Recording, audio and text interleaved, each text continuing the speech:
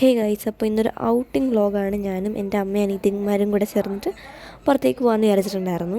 രാവിലെ തൊട്ടേ പ്ലാൻ ചെയ്യുന്നുണ്ട് എവിടെയെങ്കിലും പോകാമെന്ന്. ലാസ്റ്റ് ഒരു വൈകുന്നേരം 4 മണിയൊക്കെ ആയപ്പോഴാണ് ഞങ്ങൾ പുറത്തേക്ക് ഇറങ്ങിയിട്ടുണ്ടായിരുന്നത്. ക്രിസ്മസ് ആയിട്ട് വെക്കേഷൻ സമയത്ത് പ്രത്യേകിച്ച് എവിടെയും പോയിട്ടുണ്ടായിരുന്നില്ല. അപ്പോൾ ഒന്ന് ഔട്ടിങ്ങിനെങ്കിലും ഒന്ന് പോകാമെന്ന് വിചാരിച്ചിട്ട് ഇറങ്ങിയതാണ്.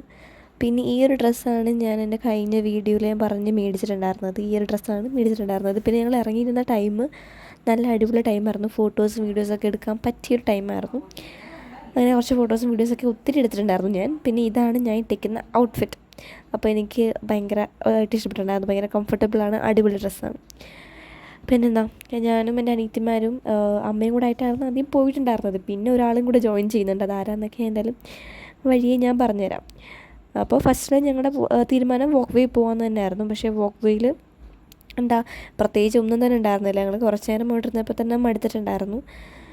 ഞാനും അനിയത്തിമാരും കുറച്ച് നടന്ന് പോയിട്ട് പിന്നെ മടുത്ത് ഒരു മാതിരിയായി. ആദ്യമേ ഞങ്ങൾ കാറ് പാർക്ക് ചെയ്തിട്ട് നടന്ന് പാർക്കിലേക്ക് പോകുന്നതാണ് വിചാരിച്ചിട്ടുണ്ടായിരുന്നത്. പക്ഷേ ഞങ്ങൾ പാർക്ക് ചെയ്യുന്ന അത്യാവശ്യം നല്ല ദൂരത്തിലാണ് കാറ് പാർക്ക് ചെയ്തത്. പിന്നെ അവിടെ നിന്ന് പാർക്കിലേക്ക് നടന്ന് അതുപോലെ തന്നെ തിരിച്ച് നടക്കാനുണ്ട്. അപ്പം മൊത്തത്തിൽ അങ്ങോട്ട് ടയർഡായി പോവും. പിന്നെ പ്രത്യേകിച്ച് ഒന്നുമില്ല.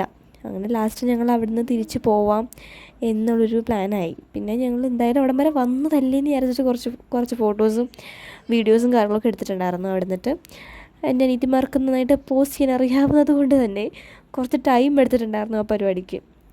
അങ്ങനെ കുറച്ച് ഫോട്ടോസൊക്കെ അവരെ കൊണ്ട് എടുപ്പിച്ചിട്ടുണ്ടായിരുന്നു.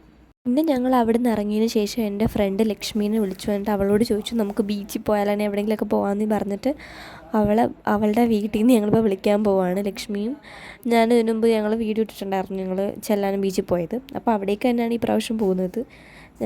അപ്പോൾ അവളെ വിളിക്കാനായിട്ട് പോവാണ്, അവളുടെ വീട്ടിലേക്ക് പോവാണ്. അവളുടെ വീടിൻ്റെ പരിസരമൊക്കെ ഞങ്ങൾക്ക് ഓൾറെഡി അറിയാവുന്നതാണ്.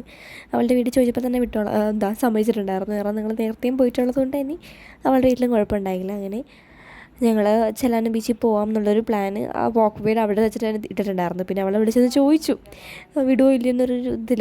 അങ്ങനെ ചോദിച്ചപ്പോൾ തന്നെ വീട്ടിൽ സമ്മതിച്ചിട്ടുണ്ടായിരുന്നു. അങ്ങനെ ഞങ്ങൾ അവിടേക്ക് പോവുകയാണ്.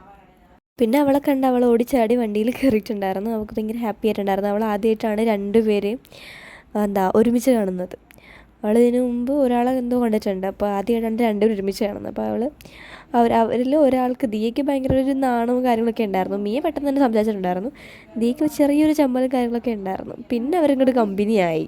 പിന്നെ ബീച്ചിൽ പോകുന്നതിന് മുമ്പേ വേറൊരു സ്ഥലത്ത് പോകാമെന്ന് അമ്മ പറഞ്ഞിട്ടുണ്ടായിരുന്നു. എനിക്ക് ആദ്യം മനസ്സിലായില്ല ഇത് എങ്ങോട്ടാണ് ഉദ്ദേശിച്ചതെന്ന്. പിന്നെ സ്ഥലം കണ്ടപ്പോൾ മനസ്സിലായി.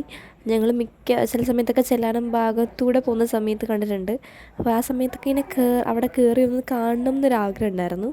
എന്തായാലും ഇന്ന് അതങ്ങോട്ട് നടന്നിട്ടുണ്ടായിരുന്നു.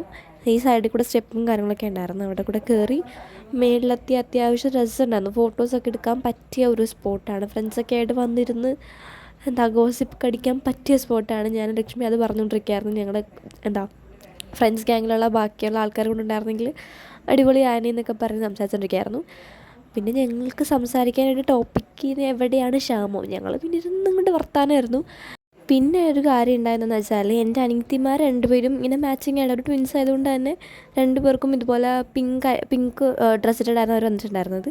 പിന്നെ എൻ്റെ അമ്മയും അതുപോലെ ലക്ഷ്മിയും മാച്ചിങ് ആയിട്ടുണ്ടായിരുന്നു. അവർ രണ്ടുപേരും ഒരു സെയിം കളറിലെ ഗ്രീൻ ടോപ്പായിരുന്നു ഇട്ടിട്ടുണ്ടായിരുന്നത്. രണ്ടുപേരും മാച്ചിങ് ആയിരുന്നു. ഞാൻ മാത്രം ഒരുമാതിരി വേറെ എവിടെ നിന്നൊക്കെയോ വന്നൊരു കൊച്ചിനെ പോലെ നിൽപ്പുണ്ടായിരുന്നു. ഞാൻ മാത്രം ഇങ്ങനെ ഒരു ഔട്ട്സൈഡർ പോലെ നിൽക്കുന്നുണ്ടായിരുന്നു. ഇവർ 4 പേരും അമ്മയും മക്കളെയും പോലെ നിൽപ്പുണ്ടായിരുന്നു. നമ്മൾ കയറി വരുന്നിടത്ത് തന്നെ മറ്റേ കപ്പലണ്ടിയും കാര്യങ്ങളൊക്കെ ഉണ്ടായിരുന്നു. അപ്പോൾ അത് 2 പേർക്കും മേടിച്ച് കൊടുത്തിട്ടുണ്ടായിരുന്നു. എനിക്കത് എന്തോ ആ സമയത്ത് കഴിക്കാൻ തോന്നിയിട്ടുണ്ടായിരുന്നില്ല. അങ്ങനെ ഞാൻ മേടിച്ചില്ല.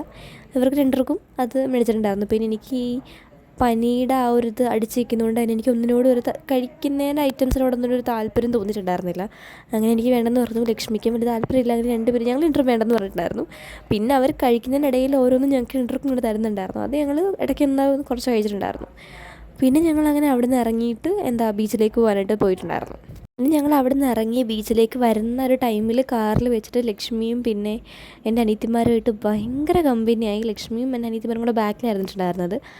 അവർ സംസാരിച്ച് അവർ ഭയങ്കര കമ്പനിയായി. അവർ അവളുടെ കൂടെ 2 പേരും അപ്പുറത്തും ഇപ്പുറത്തും അവളുടെ കൈ പിടിച്ചിട്ടാണ് നടന്നിട്ടുണ്ടായിരുന്നത്. പിന്നെ ഞങ്ങൾ അകത്തോട്ട് കയറുന്നതിന് മുമ്പ് തന്നെ എൻ്റെ ബാക്കിയുള്ള ഫ്രണ്ട്സിൻ്റെ ഗ്രൂപ്പിലേക്ക് ഞങ്ങൾ കൂടെയുള്ള പിക്ക് അയച്ചിട്ടുണ്ടായിരുന്നു. അവരൊട്ടും എക്സ്പെക്റ്റ് ചെയ്തിട്ടുണ്ടായിരുന്നില്ല ഞങ്ങൾ ഇങ്ങനെ ഔട്ടിങ്ങിന് പോകുന്ന കാര്യം. അപ്പോൾ അവരെല്ലാവരും കുറച്ചധികം തന്നെ ഷോക്ക്ഡായിരുന്നു.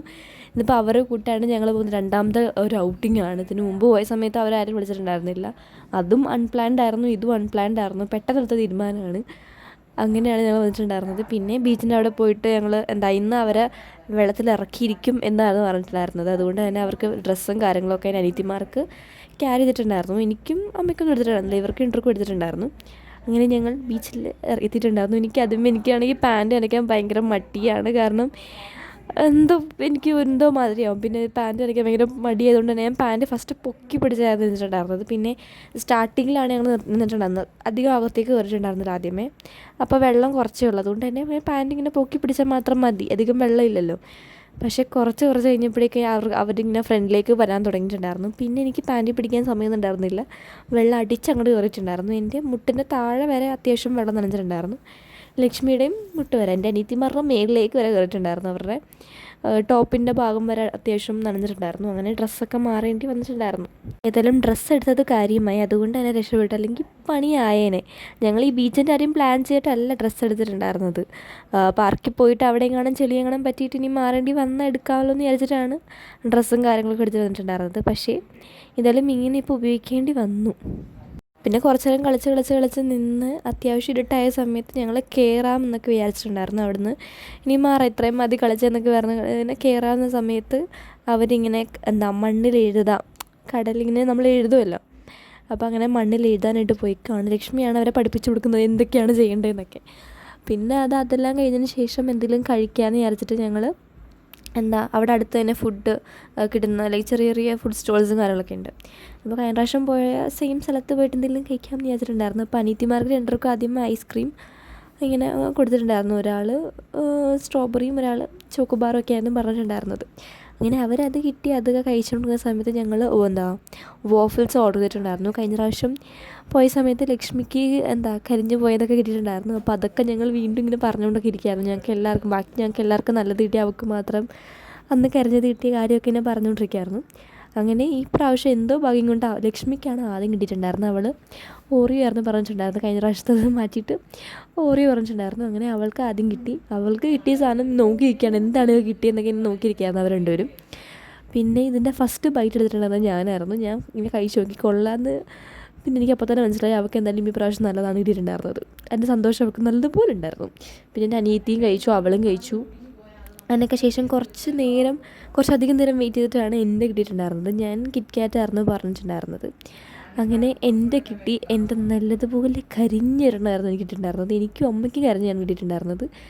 ഞങ്ങൾ ലക്ഷ്മീനെ പറഞ്ഞ് ലാസ്റ്റ് ലക്ഷ്മിക്ക് മാത്രം ഈ പ്രാവശ്യം നല്ലത് കിട്ടി. ഞങ്ങൾക്ക് രണ്ടുപേർക്കും നല്ല മോശമായിട്ടുള്ളതായിരുന്നു കിട്ടിയിട്ടുണ്ടായിരുന്നത്. എന്നുവെച്ചാൽ കഴിക്കാൻ കുഴപ്പമില്ല, കരിഞ്ഞതിൻ്റെ ആ ഒരു ടേസ്റ്റ് ഇല്ല, പക്ഷേ ആ ഒരു ടെക്സ്ചറിന് ആ ഒരു വ്യത്യാസമുണ്ട്.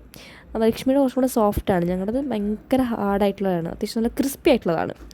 പിന്നെ അവിടെ ആ പാർക്കിൻ്റെ അടുത്ത് തന്നെ ഇങ്ങനെ ഊഞ്ഞാൽ പോലെയൊക്കെ ഇങ്ങനെ ഉണ്ടായിരുന്നു. അപ്പോൾ അതിനകത്ത് കയറാനായിട്ട് അവർക്ക് ഭയങ്കര ധൃതി. പിന്നെ നിർബന്ധം അങ്ങനെ അതിനകത്തൊക്കെ കിട്ടിയിട്ടുണ്ടായിരുന്നു. പിന്നെ അതിന് ശേഷം ഫ്രഞ്ച് ഫ്രൈസ് ഓർഡർ ചെയ്തിട്ടുണ്ടായിരുന്നു. ഫ്രഞ്ച് ഫ്രൈസും മയോണൈസും സോസൊക്കെ കൂട്ടിയിട്ട് അത് കഴിച്ചിട്ടുണ്ടായിരുന്നു. പക്ഷേ ഫ്രഞ്ച് ഫ്രൈസിനൊക്കെ കുറച്ചധികം കത്തി വിലയാണ് ഇവിടെ. പിന്നെ അതെല്ലാം കഴിഞ്ഞിട്ട് അവിടെ നിന്ന് അങ്ങോട്ട് ഇറങ്ങിയിട്ടുണ്ടായിരുന്നു. ഓൾമോസ്റ്റ് ഒരു 7:30 ഏകദേശമൊക്കെ ആയിട്ടുണ്ടായിരുന്നു. 7:30 ആയിട്ടുണ്ടായിരുന്നു. പിന്നെ വണ്ടിയിലൊക്കെ ഞങ്ങൾ കയറിയതിന് ശേഷം ലക്ഷ്മിയും എൻ്റെ അനിയത്തിമാരുമായിട്ട് ഭയങ്കര അങ്ങോട്ടായിട്ട് ജെല്ലായിട്ടുണ്ടായിരുന്നു. അവർ രണ്ടുപേരും പാട്ടൊക്കെ കേട്ടുകൊണ്ട് ലക്ഷ്മിയുടെ മടിയിൽ അങ്ങോട്ട് കിടക്കുമായിരുന്നു. ഭയങ്കര കാര്യമായിരുന്നു ലക്ഷ്മീനെ. പിന്നെ ഞങ്ങൾ അവളെ തിരിച്ച് വീട്ടിൽ കൊണ്ടാക്കിയിട്ട് പോവാമെന്നാണ് വിചാരിച്ചിട്ടുണ്ടായിരുന്നത്. പക്ഷേ ആ സമയത്ത് അവളുടെ വീട്ടിൻ്റെ ഫ്രണ്ടിൽ തന്നെ എല്ലാവരും ഉണ്ടായിരുന്നു. ശ്രീബാലയൊക്കെ എല്ലാവരും അവിടെ നിൽപ്പുണ്ടായിരുന്നു. അങ്ങനെ ഞങ്ങളെ കണ്ടപ്പോൾ അവരെല്ലാവരും ഓടി വന്ന് സംസാരിക്കുകയൊക്കെ ചെയ്തിട്ടുണ്ടായിരുന്നു.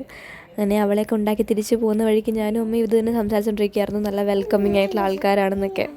ഏതായാലും മാത്രം thanks for watching. Bye bye.